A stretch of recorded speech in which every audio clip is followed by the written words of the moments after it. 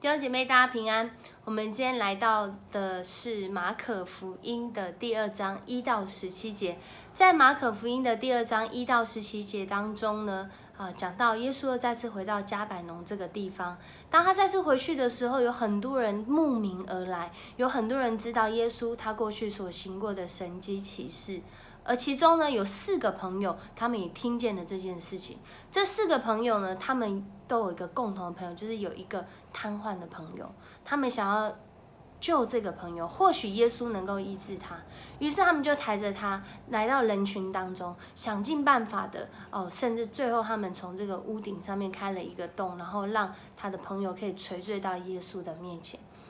当这个朋友他来到耶稣的面前的时候，他们要求的是医治。可是在这个时候，耶稣回答他的话，或者是耶稣要跟他讲话很特别。耶稣竟然是跟他说，耶稣竟然在这时候跟他说：“孩子，你的罪已经蒙赦免了，你的罪已经得赦免了。”这些话听在这些经学教师耳中非常的奇怪，而且很刺耳。他竟然说了僭越的话。当他们心里正在这样想的时候，耶稣知道他们心里所想的，马上就回应他们说：“你们觉得一个人的罪蒙赦免比较容易呢，还是一个人的病得医治比较容易呢？”在这件事上面，耶稣要表达的是，人子在地上有这个赦罪的权柄。然后他就转头就告诉这个人，瘫痪的人说：“你起来，拿着你的褥子走吧。”他立刻就得着了医治。医治跟罪得赦免，好像不会摆在一起来讨论。而接下来的故事更有趣了。耶稣他就在这个加利利湖边行走，然后他走到一个地方，这个地方是一个税关这税关就是收税的地方。这个地方有一个人，他叫利未，他呼召这个利未来跟随他。一个税吏在当时是被人认为是一个罪人的表达，一个罪人的样子。一个罪人，他们可能所做的都是一些不合上帝心意，或是犹太社会他们觉得有罪的、不圣洁的。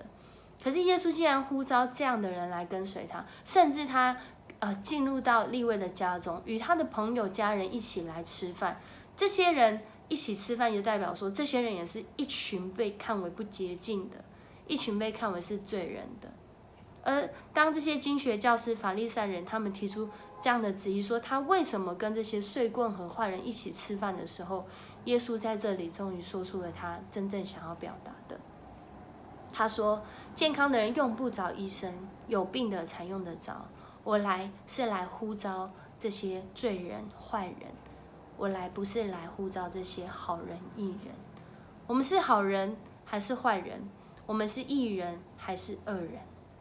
不管我们是什么样的人，耶稣他来的目的很清楚，他来呼召需要的人，感觉自己缺乏的，感觉自己贫穷的。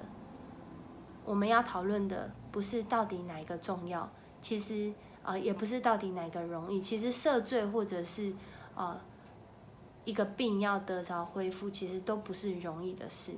但耶稣他有这样的权柄，可以使我们得着不仅是身体的医治，更多是我们可以得着心灵的医治，包括可能不饶恕啊、苦毒啊、埋怨啊、愤恨等等、嫉妒，我们都可以在主的里面得着那完全的医治。我们一起来祷告。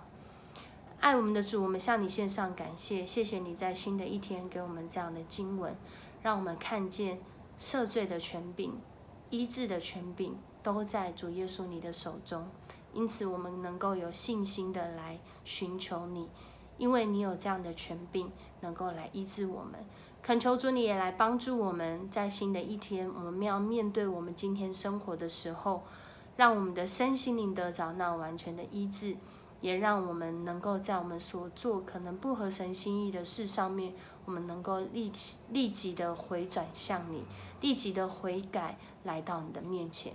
愿主你来带领我们今天一天都能够活出你的心意，不再是以定罪为我们的眼光，而是以主你救恩的眼光来看待我们身边每一个人。我们这样祷告，奉主耶稣的名求，阿们。上帝是要来呼召你跟我，祝福你今天一天顺利。